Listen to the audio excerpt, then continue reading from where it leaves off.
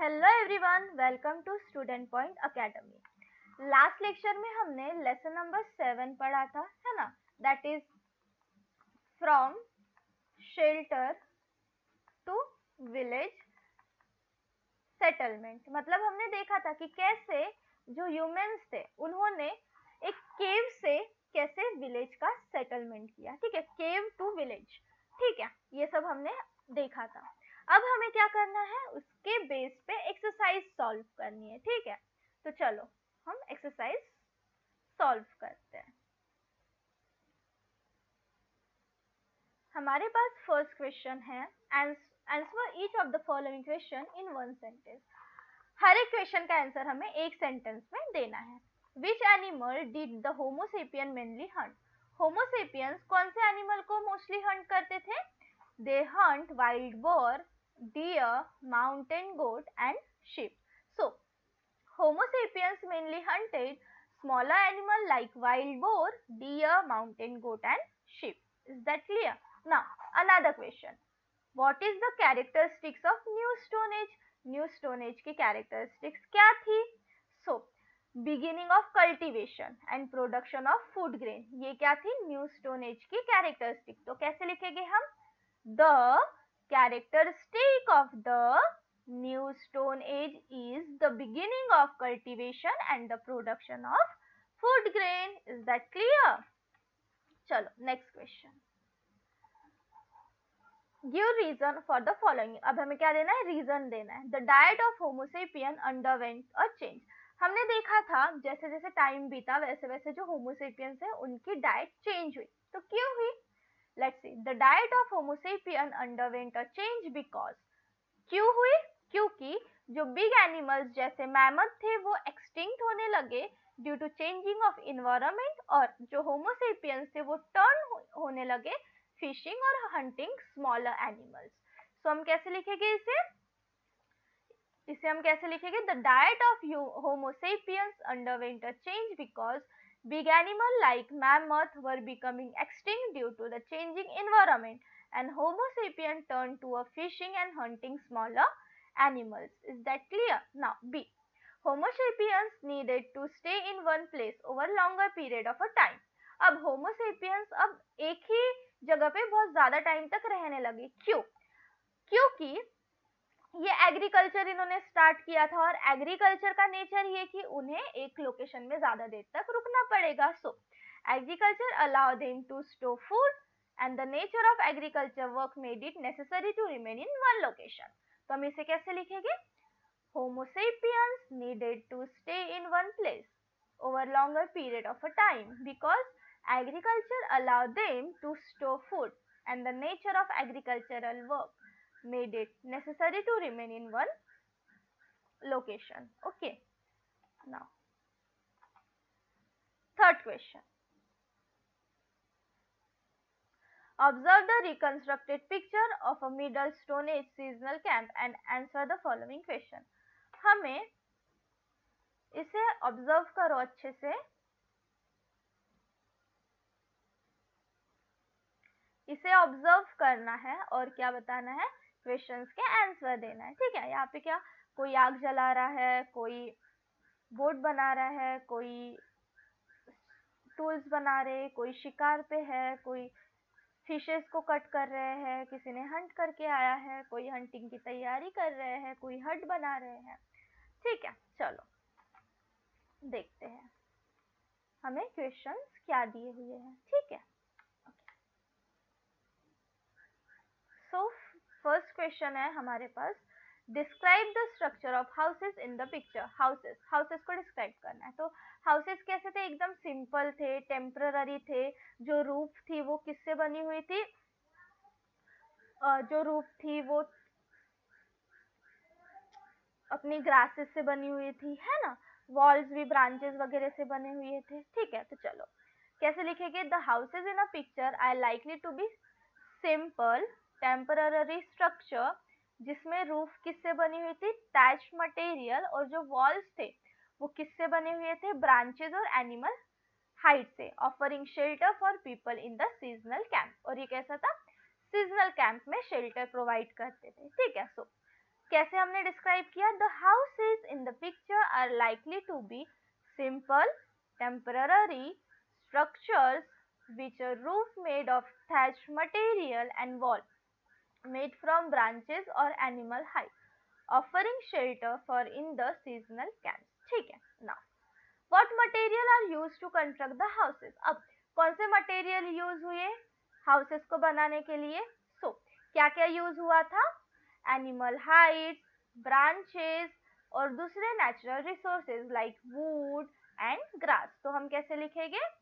The material used to construct the houses include animal hides, branches और दूसरे natural resources that is wood and grass. Is that clear? So, the material used to construct the houses include animal hides, branches and other natural resources such as wood and grass. Okay, chalo. What kind of job could the people in seasonal camp have been doing? क्या कर रहे हैं seasonal camp में जो people है वो?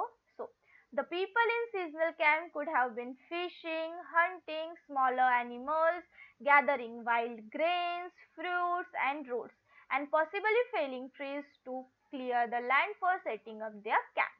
अब यहाँ पे क्या बताया है?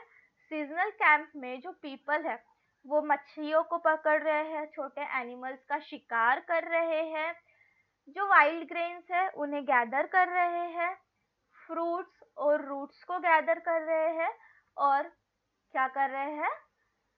जो ट्रीज है उन्हें क्लियर कर रहे हैं. ठीक है. सो इसे हम कैसे लिखेंगे? The people in the seasonal camp could have been fishing, hunting small animals, gathering wild grains, fruits and roots, and possibly felling trees to clear the land for setting up their camp. Okay, चलो इसका screenshot ले लो. एक second, अब इसका screenshot ले लो, फिर हम next question पे चलते हैं. देखो क्वेश्चंस अगर आपने लेसन समझा है तो क्वेश्चंस बहुत इजी है, क्वेश्चंस में दिक्कत नहीं जाएगी. ठीक है. चलो, write about the effect of your life of the seasonal changes in weather. अब ये आपको अपने मन से लिखना है. ठीक है, ये आपकी एक्टिविटी टाइप है बट मैं बता देती हूँ. Seasonal changes in weather can have a significant effect on a life. अब देखो जो सीजनल चेंजेस होते हैं उसका एक सिग्निफिकेंट इफेक्ट होता है लाइफ में. फॉर एग्जाम्पल समर के दौरान जो हीट होती है वो आउटडोर एक्टिविटीज को बहुत ज़्यादा टायरिंग मतलब बहुत ज़्यादा एग्जॉस्टिंग बना देती है. So I prefer staying indoors in the cooler part of the day. So देखो आउटडोर एक्टिविटीज को टायरिंग बना देती है मतलब बहुत ज़्यादा थकावट होती है जब हम आउटडोर एक्टिविटीज करते हैं तो हम पर्टिकुलरली घर पे बैठना प्रीफर करते हैं. विंटर में जो कोल्ड वेदर होता है वो हम एडजस्ट कर सकते हैं अपने रूटीन में by wearing warmer clothes and enjoying cosy indoor activities. The changing season, अब देखो जो सीजन चेंज होता है वो हेल्थ को भी अफेक्ट करता है. As I have to pay attention to hydration. In summer में हमें हाइड्रेशन की तरफ ध्यान देना पड़ता है, विंटर में हमें वार्म रहना पड़ता है. The change in weather also influence my mood. अब देखो वेदर में चेंज होगा तो मूड भी चेंज होगा. रेनी और gloomy days might make feel more introspective while Sunny days often boost my energy and motivation. ठीक है, तो अब ये आपको अपने पर्सपेक्टिव से लिखना है, अपने पर्सपेक्टिव से लिखना है. ठीक है, ये जो मैंने यहाँ पे लिखा है वो मेरे पर्सपेक्टिव का है बट आप लिख सकते हो. ठीक है. So, क्या है answer? Seasonal changes in weather can have a significant effect on my life. For example, during the summer, the heat can make outdoor activities more tiring. So, I prefer staying indoor in the cooler parts of the day. In the winter, the cold weather often makes me adjust my routine by wearing warmer clothes and enjoying cozy indoor activity. The changing season also affects my health, as I have to pay attention to hydration in the summer and keep warm during the winter. The change in the weather also influences my mood. For instance, rainy or gloomy days might make me feel more introspective while sunny day often boosts my energy and motivation. Okay, now next question. अब हमें क्या करना है, compare करना है new stone as को modern village, new stone as village को modern village से। ठीक है, तो हमने क्या देखा था, न्यू स्टोन विलेज में कैसा था, नॉर्मल हट थी या फिर नॉर्मल किससे बनी हुई थी, नॉर्मल नेचुरल रिसोर्सेज का यूज किया गया था, वुड का, मड का, थैच का, है ना, इन सब चीजों का। तो देखते हैं हम क्या है।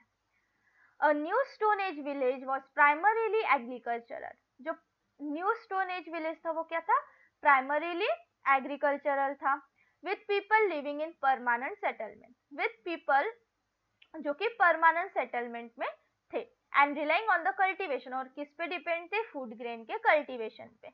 दीज विलेजेस वर स्मॉल, ये जो विलेजेस थे वो कैसे थे, स्मॉल थे, with simple houses, simple houses थे जो कि किससे बने हुए थे, नेचुरल मटेरियल से, वुड, मड, थैच, और जो पीपल थे वो पास पास रहते थे।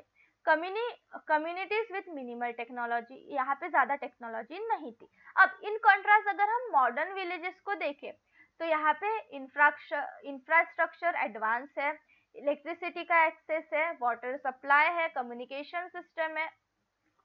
मॉडर्न विलेज में लार्जर हाउस है as compare to old village, ठीक है, जो कि कंक्रीट, ब्रिक्स और दूसरे ड्यूरेबल मटेरियल से बना हुआ है।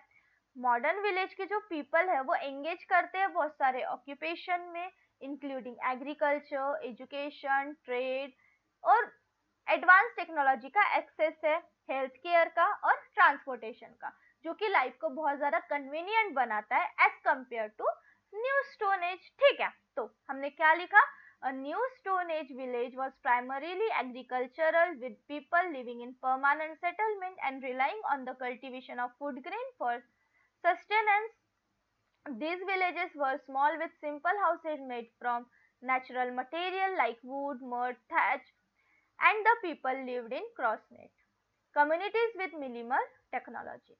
In contrast, a modern village has advanced infrastructure with access to electricity, water supply, and communication systems. Modern villages may have larger houses made of concrete, bricks, and other durable materials. People in modern village often engage in various occupations including agriculture, education, and trade, and have access to advanced technology, healthcare, and transportation, making life more convenient and diverse than during the new stone age. ठीक है, तो यहाँ पे हमारा lesson number 7 भी होता है complete. ये पूरे जो क्वेश्चन आंसर मैंने लिखाया है वो आप अपने बुक में नोट कर लेना, ठीक है, अच्छे से पढ़ो, ठीक है, और चैनल को सब्सक्राइब कर लो ताकि जब भी न्यू लेक्चर आए आपको नोटिफिकेशन मिल जाए। कोई डाउट है तो कमेंट में करो, कमेंट में बताओ, ठीक है, अपने फ्रेंड्स के साथ शेयर करो, लाइक करो, ठीक है। चलो मिलते हैं नेक्स्ट लेक्चर में।